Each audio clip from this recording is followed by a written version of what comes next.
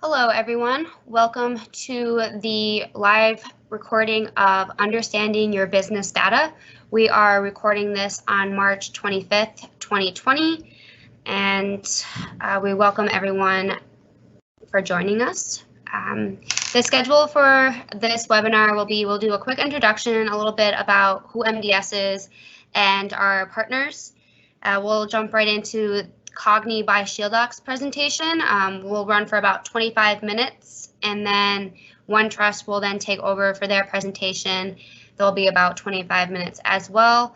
And then we'll just have some quick closing remarks and kind of showing you where you can ask us any questions regarding this recording and contact information. So a little bit about Marine Data Systems. So we are the reseller for both OneTrust and Cognni by Shieldox. We were founded in 1994 by a woman, so we're a 100% women business enterprise. We are headquartered in New York City, but we have a few branch offices around the country and abroad in the Caribbean and Latin America. We're a certified partner of over 80 industry companies, so that's including obviously OneTrust and Cognni by Shieldox. This allows us to provide an array of different solutions and technologies to our customers and streamlining their technology needs. We have about 70 plus, we're growing, so that number has probably changed. We're up to about 80 now of engineers and technology employees located across the country. So our four main practice areas are security and compliance, and that's what we're going to be focusing on today in this webinar. We also do infrastructure, so that's anywhere from remote desktops, VDI, cloud, servers, data center, and then we also have productivity and applications. So we're seeing a lot of collaboration needs, so we have a whole team dedicated to that. And then we also have managed services, and we can completely take over and be kind of an extension to your IT department. This is just a quick list of some of the awards we've won in the last, few years. Most notably, as at the top, we were a Microsoft Security and Compliance Worldwide finalist. And we've also had some prestigious awards in the Caribbean and Latin America region. And so some of our Microsoft competencies are listed below, and obviously the one that we want to focus on the most right now is the Gold Security and Compliance competency. We got that most recently, so our team has done a really great job at being in the forefront of all the new industry standards and changes. So I'm going to hand this over to Guy, who is the CEO of Cognni, and he will give you a nice rundown of what their product does. Thank you very much, Samantha. Hi, everyone. My name is Guy Eisdorfer with a company called Cognni, and we created something very unique in the world of artificial intelligence when it comes to be the brain behind information security system. And we have the ability to give information actually meaning. And what do we mean by that? So really today in the information security world, and when we talk into the cloud, and especially in this time, an unfortunate time of the coronavirus, when companies pushing their work into basically working from home, they're also pushing their work to work from the cloud, because there's no other way to work from home without collaboration, without sharing information. And the best way to do it is obviously in the cloud. And on a daily basis, regardless, we are moving to the cloud, as we all know. And once we're moving to the cloud, we're starting to collaborate, we're starting to share. And at this time, we want to make sure that we don't weaponize our information.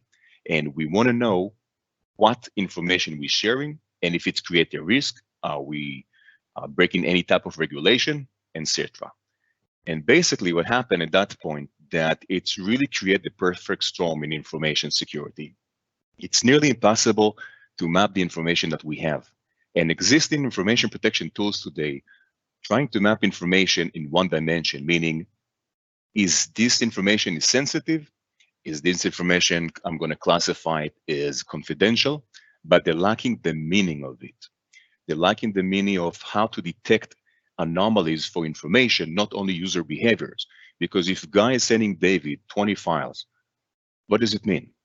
Was Guy supposed to send David those 20 files or not? Maybe those are just marketing brochures, and every system will jump and say this is an information behavior anomaly.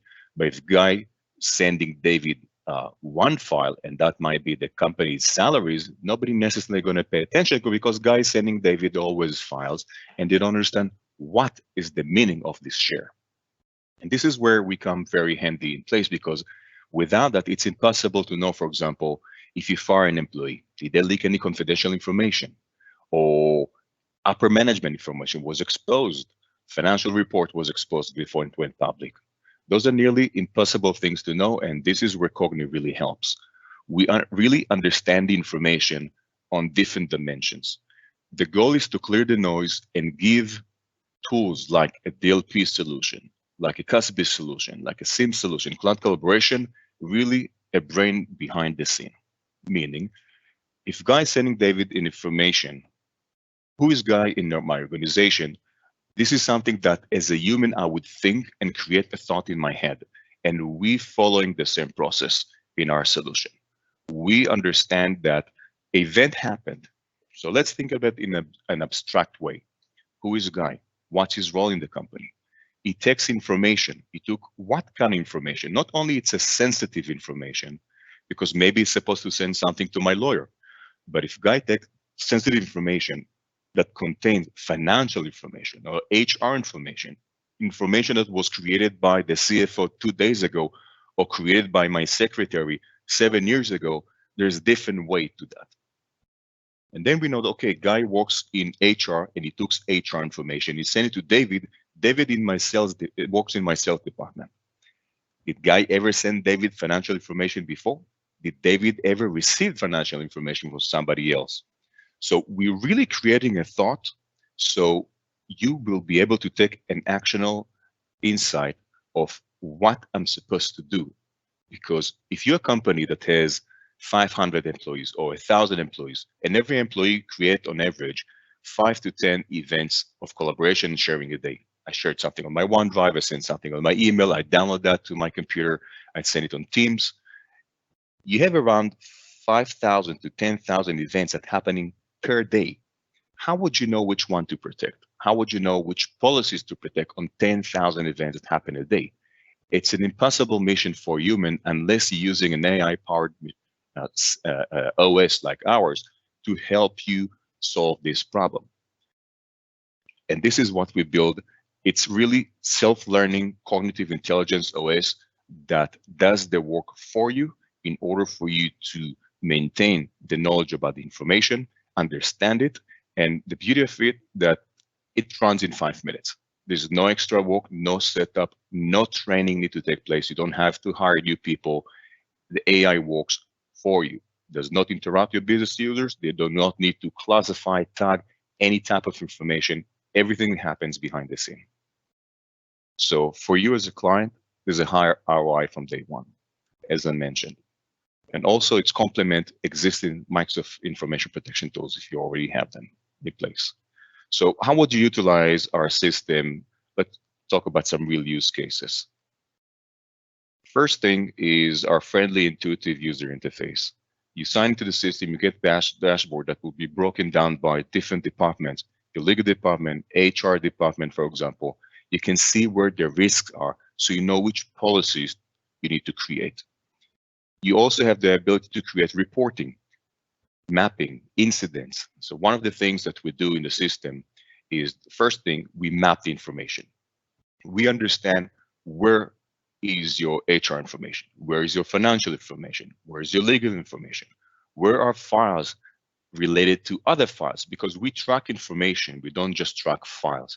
For example, you can encrypt one file and send it out, and then you think, okay, I'm protected, but there might be 10 other copies of that file because you were working on it with different members of your team in the last 2 weeks, let's say, and now you have 10 other files separate between different computers or cloud storage services.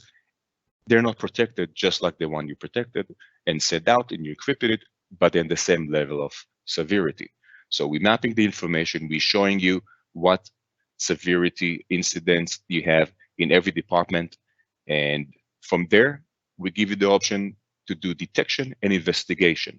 So we spoke about before that it's nearly impossible to know if a financial report was exposed before it went public. And this is something you can do in 2 clicks on our system. Easy to create different use cases based on what would you like to see. We have what we call the radar views, where you can create your own views from on the system, or take existing views that we suggested that we found throughout your system here. Another things we can do is, and one of our clients in Europe had 3,000 employees and they fired 70. They wanted to know what the 70 people did in the last 2 weeks to the last month. Did they create any breach of confidentiality in the organization? They want to know if they still stay compliant. Sensitive information will go out. There's no way to know it unless you have a tool that understands the information, understand the meaning of the sharing that happened, and tells you this is a risk, this is just noise, let's clear the noise.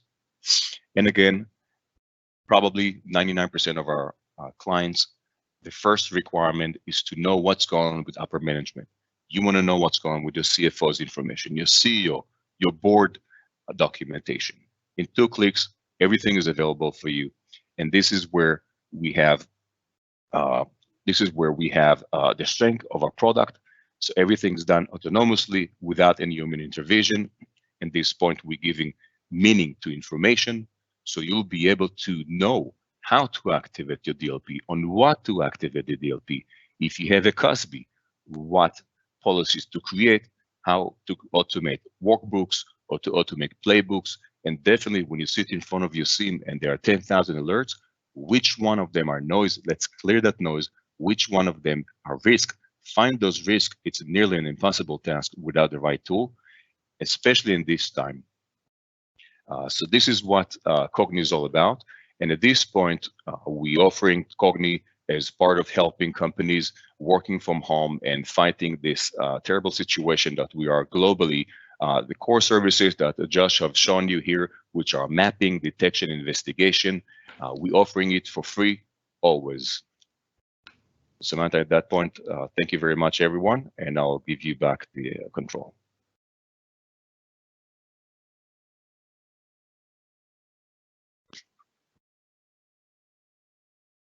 All right, thank you so much, Guy.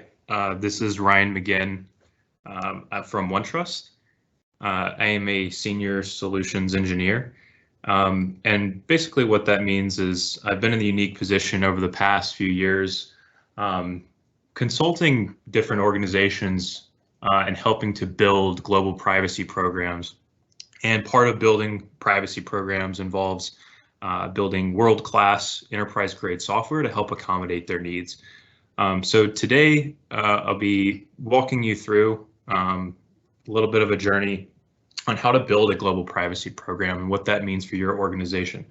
So obviously understanding business user data, privacy is a large component of that. So I'll kind of give you a breakdown and visibility into 3 main components for today. So first of all, what are your benefits of a good privacy program? What does it look like? Second of all, how do we build that? How do we lay the infrastructure? How do we build a global privacy program when all the challenges that we may face? And then as we round out the conversation today, I'll be talking about how to embrace and keep lockstep up to date with the ever-changing privacy landscape, and talk a little bit about the implications of these global privacy law changes. So the benefits of a good global privacy program, just contextually, the compelling event that really sparked the globe to adapt different privacy legislation was GDPR. So in 2018, the EU created a law that is still the gold standard in privacy legislation. And it really revolutionized the privacy landscape as a whole because it changed the way organizations are interacting with their consumers, as well as changing consumers' outlook on what privacy means to them. There's a broad scope that forced companies to implement privacy into their everyday business practices, and broad sweeping implications, as there are 99 articles and it's an extremely comprehensive law.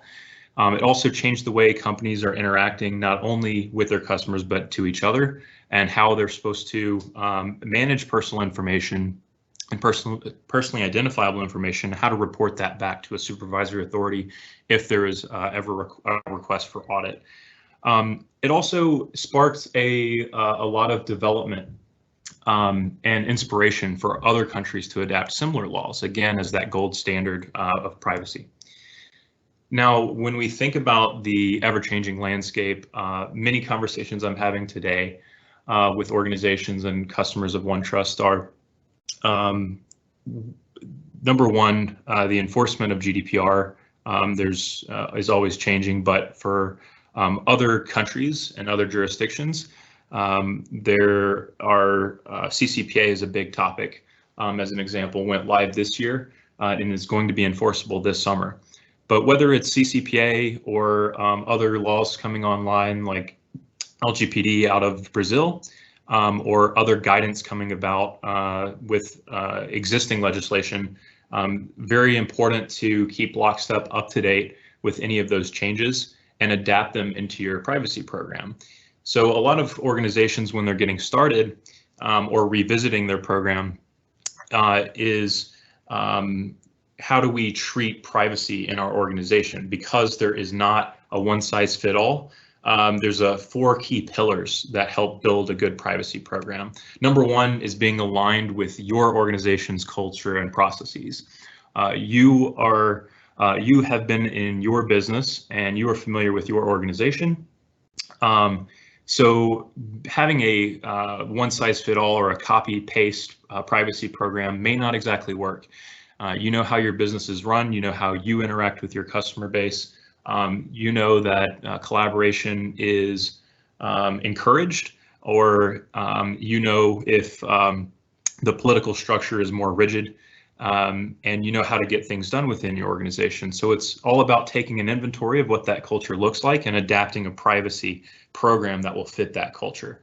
Lofty commitments and elaborate processes are nice on paper, but typically they don't work well in practice unless you understand what how to get things done in your organization and you take a centralized or decentralized approach depending on what would work best. So very important to ask yourself, who is responsible for overseeing the privacy program first and foremost? Who's going to be spearheading all these initiatives and efforts, and who's in charge of implementing the policies? Number two, classifying the data within your company. Do you have a data governance team? Do you have data architects that are involved in implementing software or processes to classify the data? Do you have legal teams reviewing this? Is it just exist in your privacy program? Who monitors vendor risk? Do you have a dedicated third-party risk management team? Is this just a component of the privacy program at large? And who investigates incident and data breaches? Do you have a playbook? Do you have a plan in place? Who are the parties that are involved during investigation, analysis, and response back to data subjects that may be affected by an incident or breach? And then finally, who is keeping up to date with the legislative changes? So there are a lot of tools out there that will allow you to keep up to date in terms of proactive news feeds and alerts and research portals. But whose main responsibility, who would be the DRI to alert the organization so that privacy policies can be adapted and changes for these upcoming laws, but also existing guidance, like I mentioned. The third key pillar is always taking approach and keeping in mind privacy by design. Good privacy programs bake this concept and this philosophy into their DNA. So everything that they do with personal data considers privacy by design principles. It's beneficial to companies regardless of the legislation, namely because there's a lot of overlap. Privacy by design as a philosophy is a core principle of any jurisdiction that you may be dealing with, but it's not just a theoretical concept.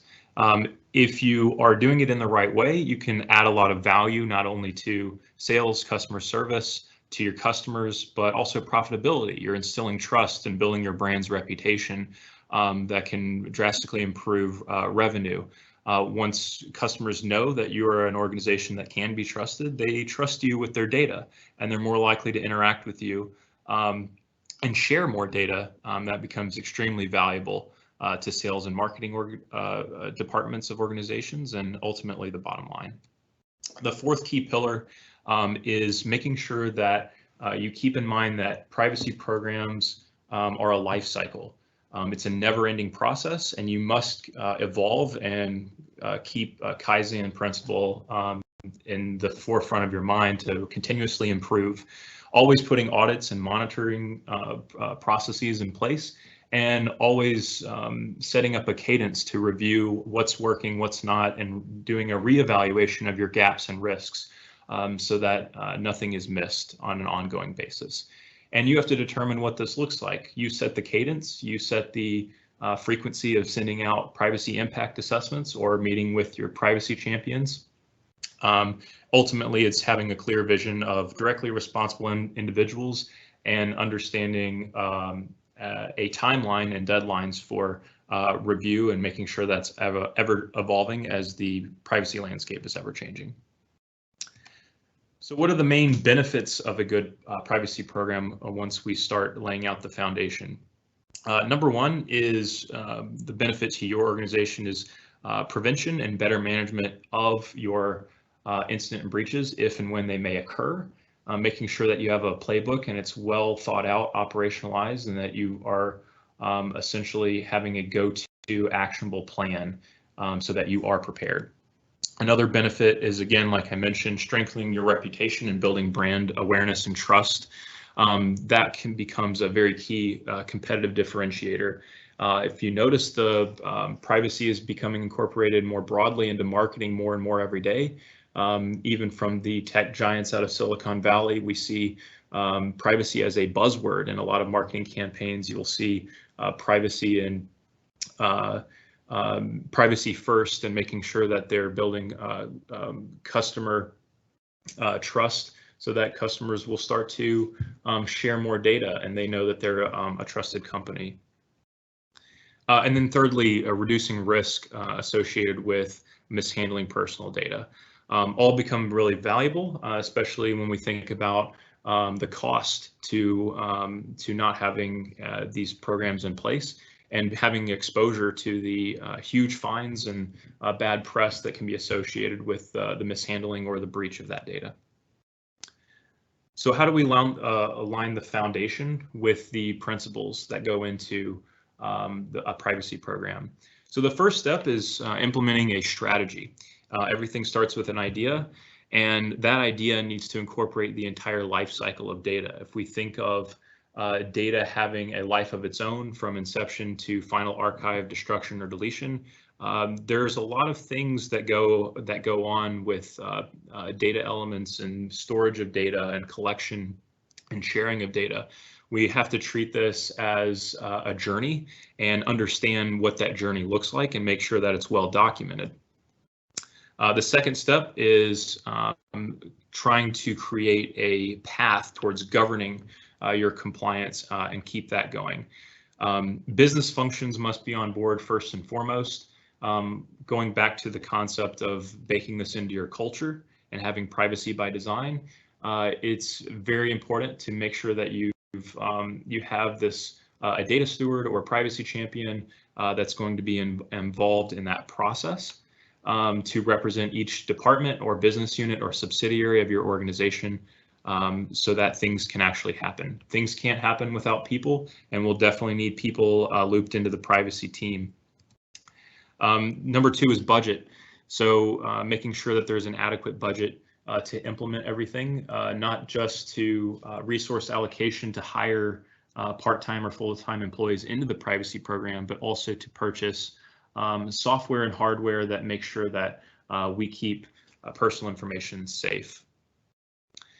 And then finally, determining the model. I alluded to this a little bit earlier, but when you think about rolling out your privacy program, seeing if centralized, where everything runs out of a central privacy office, makes the most sense for your culture, or having a decentralized approach where you have different heads of business units or privacy champions independently initiating privacy by design checklist or privacy impact assessments, or does a hybrid approach make the most sense?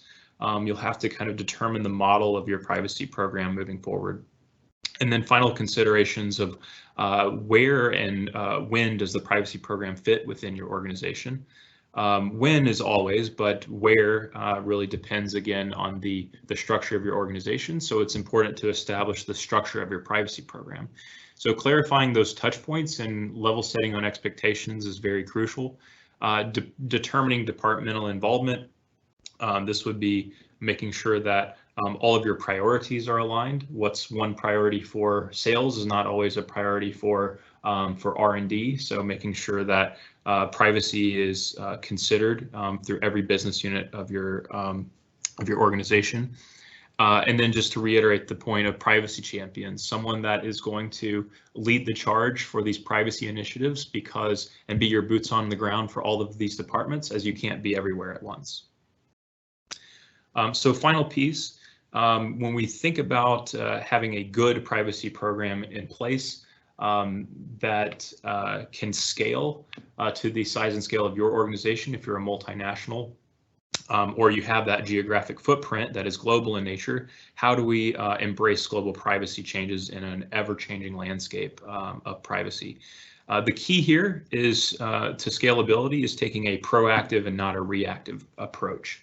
So reactive, if there's ever an incident or breach, obviously we're forced to be reactive in that case, but being proactive to have a plan in place first and foremost and define that playbook and have tabletop exercises is just one example where we can make sure that if and when something happens, we can adapt to those changes. And then more broadly, when we're talking about in the context of laws, adapting our privacy program to accommodate existing legislation becomes crucial, and keeping up to date with those, reiterating those changes and doing that gap analysis for if there's ever any changes to our organization and it exposes us to more jurisdictions and more laws, making sure that we're going back, reevaluating, see if there's any overlaps that where what we've already built can apply, and identifying, doing a gap analysis and a risk analysis moving into new markets. If there's ever a merger, an acquisition, or a political structure change within our organization, this is a key time to revisit what jurisdictions apply to us. So building this program or strategy, 4 key areas here. Like I mentioned, identifying overlap. Number 2, identifying those gaps for existing jurisdictions. Number 3, research specific requirements. So getting very granular and doing a deeper dive. This is typically when you want legal teams' involvement. Every legal team will have a different interpretation of the law. So plugging into the experts, but also plugging into the broader community to see how industries that are companies that are in your similar industry, similar size and scale, may have similar interpretations, making sure that you keep those in mind as well, and then create an action plan moving forward. So a 4-step approach to building this. First and foremost, data mapping is essential and a core asset to any privacy program. This is where you take inventory of where all of your IT infrastructure may exist today, as well as your company and office territories and what your exposure is there. But it's not just your geographic footprint. You may have a customer base that have rights to their data, where you may not have a physical location there. You may not even have a vendor or a partner that exists in that jurisdiction. But your customer base is there and they have a right to access or delete or opt out of their data. California comes to mind, especially probably the most commonly discussed and leveraged jurisdiction today, CCPA, the law going into effect this year and being enforceable this summer. Things to consider is understanding that CCPA is in scope, number 1, and that even though you don't have a physical presence in a given state or given country, that these customers, your customer base, have rights to their data. Number two, understanding scope and requirement. So does the law necessarily apply to you at all? Many jurisdictional frameworks and laws will have a plethora of exceptions. So just because you sit in a given jurisdiction doesn't mean that you have to comply with it with that law in a certain way. One example off the top of my head is if you have a European citizen that comes to you for a data subject access request. They have the right to their data. They have 9 different rights to their data. But there are also, under the GDPR, outlined lots of exceptions to actually presenting that or fulfilling that request.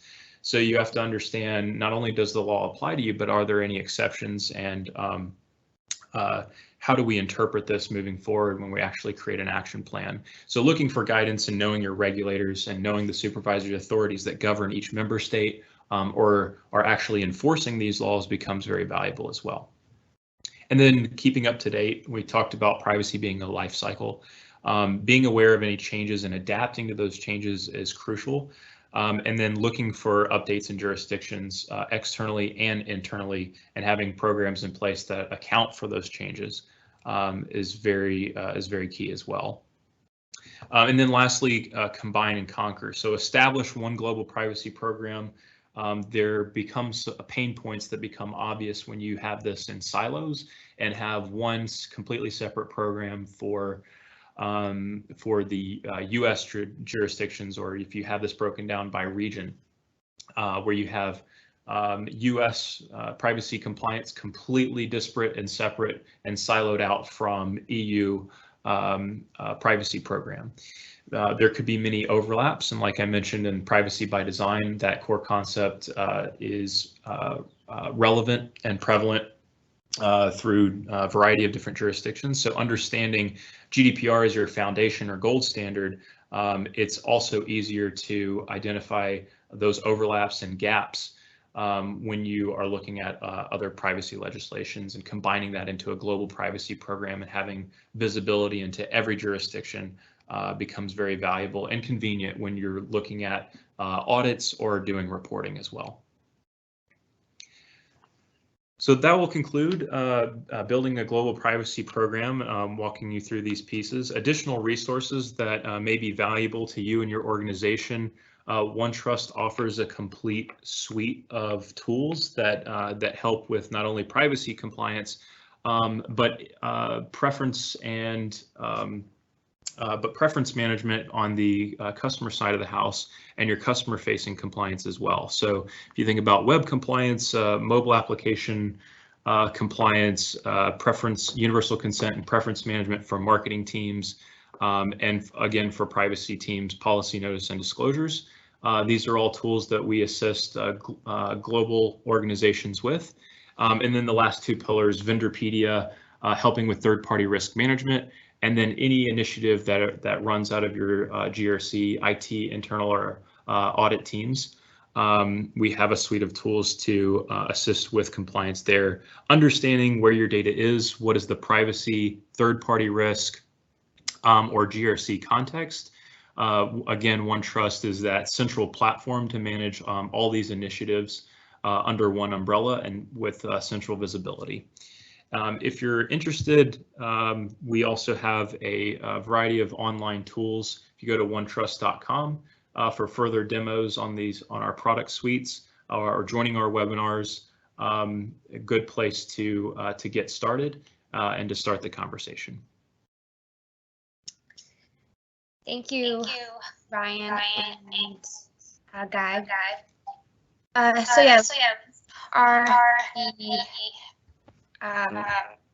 contact information for all of us.